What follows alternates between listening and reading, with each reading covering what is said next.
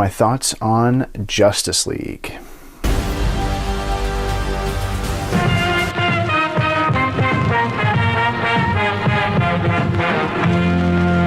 The early departure of director Zack Snyder due to a family tragedy has provided a lot of grist for the internet rumor mill, and I think the really unfortunate part of any analysis of this film is, number one, going to be a lot of tawdry speculation about the influence of Joss Whedon over Zack Snyder, and I think that unfairly people will attribute all of the things they liked in the film to additions made by Joss Whedon rather than Snyder. So Snyder worked up until about the completion of principal photography. I believe he dropped out like a few weeks before it was done. He was completely removed from post-production. They brought in Whedon, and he shot, I think they said maybe 15% of the movie is reshoots done by Whedon. I think what a lot of people expected was this film to feel like two conflicting visions of two Arturs, but instead it really doesn't feel like that, but not to its credit, because it just feels like a sort of corporate conglomerate, really. It feels like a creation of a committee, which is unfortunate, because the movie is just rather bland. And I remember just sitting alone in the Batman versus Superman screening thinking, what in the good God is going on here? This movie is just a total mess. It's completely misdirected. It's just an absolutely wild and weird idea. But while I was watching Justice League, which I believe is a rather milquetoast, unoffensive, and unnuanced movie, I found myself longing for more of the Ayn Randian undertones, the weird influence of sort of God and humanity themes that were, clumsily handled in Batman vs. Superman, but at least it was something interesting. Here in Justice League, we get sort of a lame plot that involves a doomsday villain who is a CGI glob played by Kieran Haynes, and unfortunately they completely wasted what is a wonderful actor. I think people recognize him from Game of Thrones and There Will Be Blood, and he's now a CGI glob. He's come to Earth and he plans to destroy it, so Batman and Wonder Woman have to get together a team of B-list heroes to assist them in defeating the alien scourge, because Superman died in the unclimactic and unsatisfying finale of Batman vs. Superman, as we are continually reminded. And the movie tries to trick us into thinking that Superman was some sort of, hero that the whole planet Earth loved and is now missing, even though throughout the first two films he was treated like a complete pariah.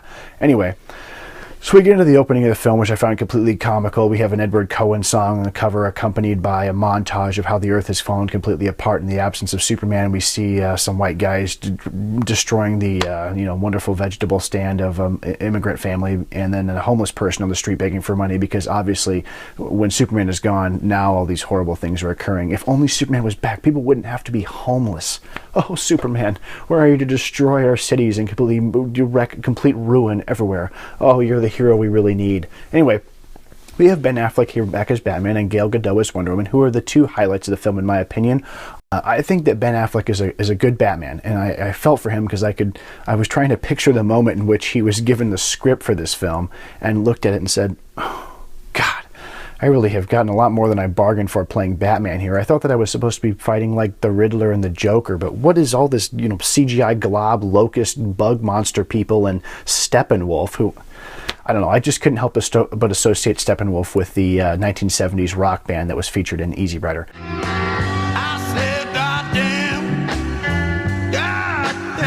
God damn, the Pusher Man. If only Steppenwolf was cool, man, he could have been cool. I think one of the biggest problems with why the DCEU is, or whatever they're calling it, is so inaccessible to mainstream viewers who aren't hardcore salt-of-the-earth nerds, is that, unlike Iron Man, they went full nerd from the get-go, to borrow some parlance from Tropic Thunder. You went full retard, man. Never go full retard. They went full nerd. Okay, from the get-go in Man of Steel, we get sort of weird platitudes and alien scheming and CGI mayhem, and then in Batman vs. Superman, we get like a labyrinthine plot that's trying to be a social commentary that's sort of offering pseudo-intellectual concepts and ideas and totally falls in its face. And I think that generally turned off the public. I know there's a small segment of nerds online who are like, yeah, man, I like that the DC universe is dark because Marvel is just too kid-friendly and family-friendly, man. I want some serious dark, man. I want an adaptation of Frank Miller's Dark Knight Returns. Okay, wonderful. Fair enough. that's fine, but you should have stayed the course, because now this movie is a complete negation of all the claims they made before about how the DCU is going to be so much darker. Now we just get sort of pandering, and it falls flat in its face because the movie has no identity, really. Now, not to say there aren't redeemable moments in the movie, and I'll talk about them soon, but I think for the most part the movie is a flat line. It's uninteresting, and I can't even summon up enough ire to be angry at it like I could with Man of Steel, which still to this day I hold as, I think, probably one of the worst experiences in a theater I've ever had. I hate and loathe that film. Many of you who may have been watching me from the get-go, all 6 of you, may have noticed that I have this wonderful little Alex Ross-inspired Justice League poster to the side here, and that's not because I'm the biggest DCU fan. I was just really, really a fan of that artwork. So by the end of this review, you'll see if the poster gets to stay or if I'm too embarrassed to keep it up and have to pull it down and replace it. We'll see. Stay tuned. The majority of the first half of Justice League is filled up with a bunch of nonsense and pedantic drivel about how some heroes don't want to join the team, and Steppenwolf having elongated, boring fight scenes with Atlanteans and Wonder Woman's kin because he wants to retrieve the CGI glob stones or whatever, because once he has all the stones, he'll be able to pull in a bunch more bug people, and then they'll conquer the earth, and then they'll have a grand old time sitting around and hanging out in a volcano being evil. Who knows? I'm not really even sure. The villain has no motivation. It seems like it's trying to ape off the Avengers by saying, hey man, you know what they did in the Avengers? The heroes, they had conflict, man. But they did it totally wrong, because in the Avengers, there was no trepidation about any of the heroes joining to fight the good fight. The real conflict came into place because the heroes had differing opinions about the methods they should use to defeat the villain. In this one, we just get a lot of mumbling and a lot of feet dragging about how Cyborg, I don't feel human, man. I don't think I should join the team. And Aquaman being like, man, I'm too cool. I have to drink liquor and like throw people on a table and drink more and be cool in the ocean and hear expository dialogue from Amber Heard. And it was just not very exciting or interesting. That whole first half, I found myself sitting here going, oh God, this is bad. Because I'm telling you guys, I'm being honest, I didn't walk into this movie with malice in my heart. I wanted to like it, and I was ready to like it. But by the time we get around to the reintroduction of the Lois Lane character, I was feeling that this was going to take a real turn for the worse. And well, I was saying before, I think it's unfair to attribute sequences to one director or another. I know that Joss Whedon maybe has a little bit better penchant for writing female characters than Snyder does, because the sequence when we're reintroduced to Lois Lane talking to Diane Lane about Clark in the offices of the Daily Planet, it is horrible and boring. They might as well just come out and painted the wall. I got behind in the payments, and you know the banks jump like a cougar if you miss by a dime. Place was too big for me anyway, shuffling around like an old ghost. Well, I might have been able to talk to someone, or... You had enough to deal with. Don't need to add mother-in-law to the list. It's terrible. Lois Lane, they've never had any idea how to handle this character. She's completely misused in this movie. She just talks about how much she misses Clark, and we get a pointless dialogue scene so that Warner's can avoid being trounced by the editorial writers at Jezebel.com for not passing the much-coveted Bechdel test, in my opinion. Well, how about this for Lois Lane?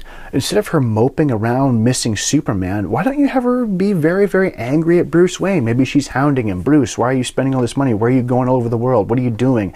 Do you know something that we don't know? Maybe we could have another ideological conflict between Lois and Bruce about whether or not to reveal the fact that an interplanetary invasion is coming to Earth.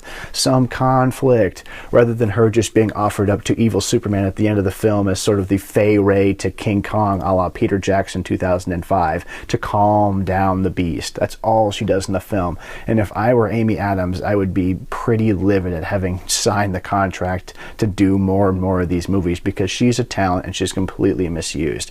Ben Affleck, I really enjoy him as Batman. He's a fine Batman. He's actually a better Bruce Wayne. He looks kind of comical in the big clunky Batman suit, and I think that Red Letter Media made a really good point, is when they cranked up that saturation and moved away from the Zack Snyder vision of the Stark world, the costumes, when lit like Snyder wants them to, they work. But when they're bright and they're exposed and they're, the light of day is shined upon them, they look really, really goofy. Anyway, the Justice League is finally assembled, and they are hurriedly rushed into a initial battle with Steppenwolf, because this movie is less than 2 hours long, and Warner's wanted it to... No one liked the 2 hour and 30 minute Batman vs. Superman. Commendium. It was ridiculous. The film's pace begins to pick up once the heroes are thrust into an initial battle with Steppenwolf, because the movie is less than 2 hours long and we need to cram as much stuff in as we possibly can.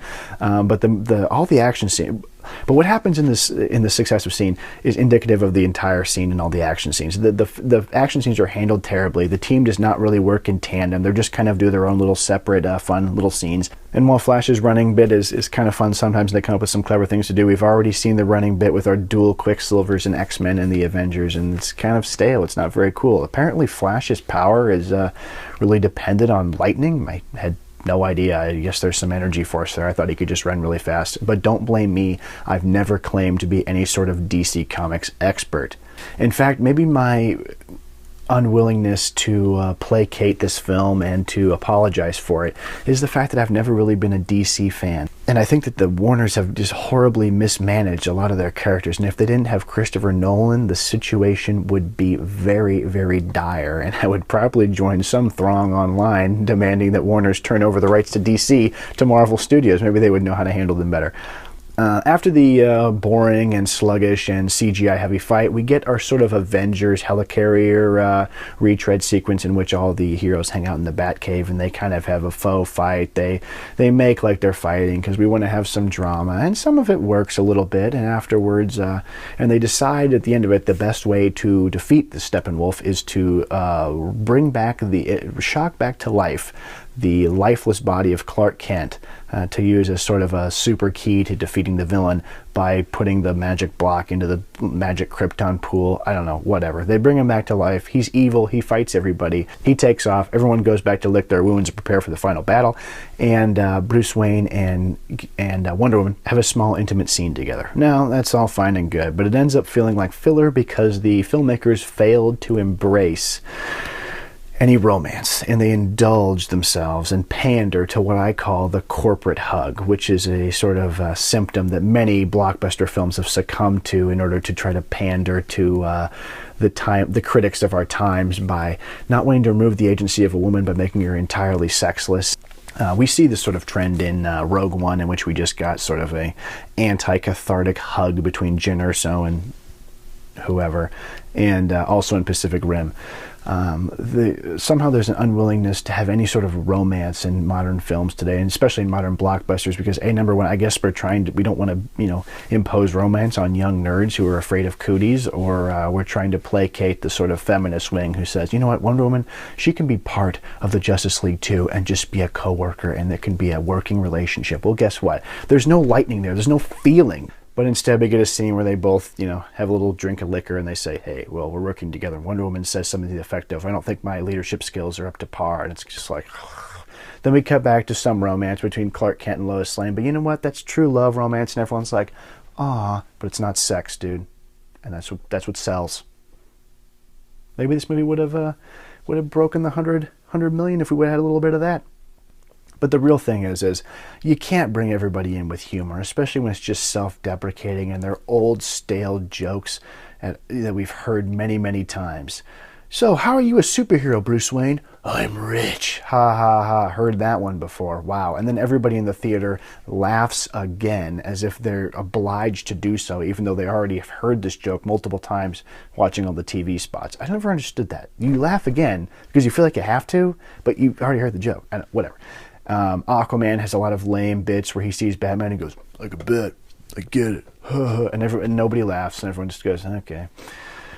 Thank you for being self-deprecating and making fun of the fact that Batman wears a bat suit. We get it. Why don't you just get on with the business of making this movie and find humor within the interactions of the characters rather than just dredging up stale jokes that have been hurled at these characters since the 1970s. Okay, thank you.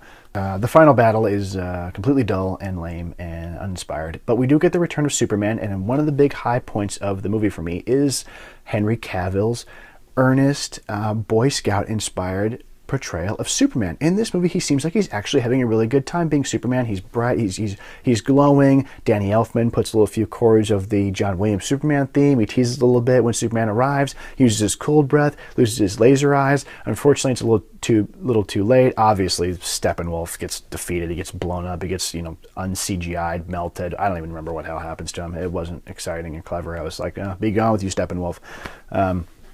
You were lame. The team gets a nice little hero shot together, and we kind of end the movie in a nice little montage with Flash running between some cop cars. We get Wonder Woman fighting crime. We get Superman with his classic trench coat, and he looks like a nerdy Clark Kent, not like the GQ model of the last movies. And he runs into the alleyway and pulls open his Superman, and the movie ends, and everyone just kind of goes, because while normally it is a good idea to end your movie on a big bang like that, when so much slog has come before it and so much uninspired just sort of has come before, everyone's just leaving and going, oh, yeah, ooh. A movie is only as good as its villain, and they should have had Darkseid or someone formidable fight the Justice League.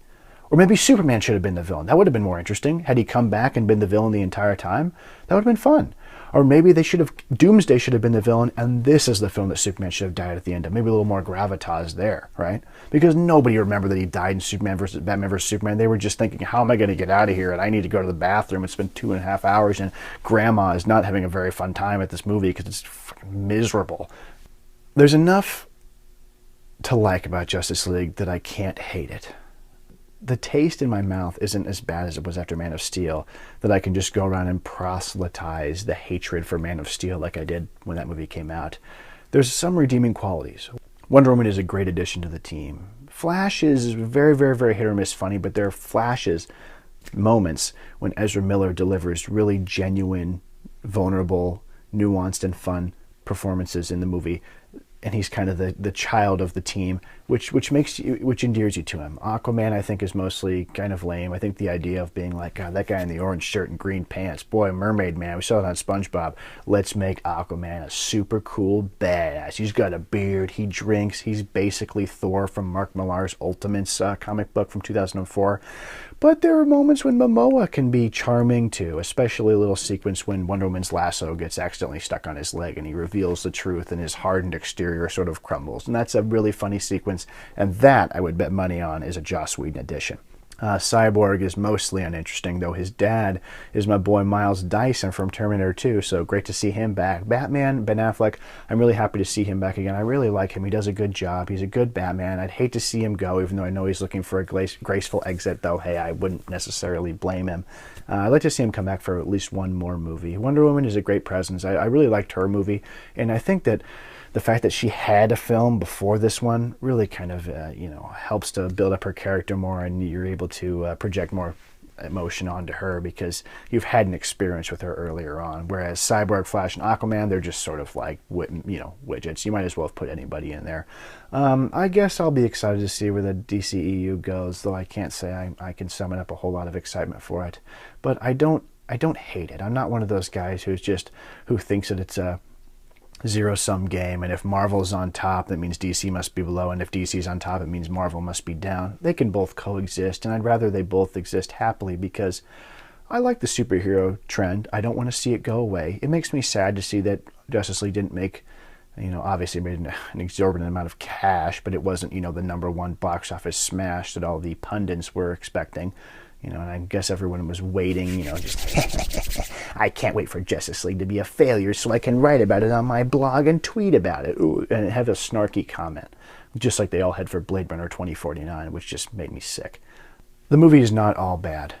Here's my biggest problem is I just couldn't recommend it to the average person. Here's what I would recommend. Iron Man. I would say, here's a movie that doesn't go full nerd. The action scenes are legible. It's not a goofball mess. It's funny, there's humor, there's love, there's humanity in it. This movie is a cartoon. It's clunky. It sort of just plods along. They really tried to hit for under 2 hours, but it definitely feels like a 2.5-hour movie. But at the same time, I wish it the best, I guess. Here's one thing I can leave you with. I liked The League, and anytime they had a moment to come together and talk, the movie really shined. When they're fighting and shooting things and running around and blowing stuff up, snoozeville. But when they're together, they make a good team, and I'd like to see a movie with a better villain that treats them better and would be an adventure worthy of their stature.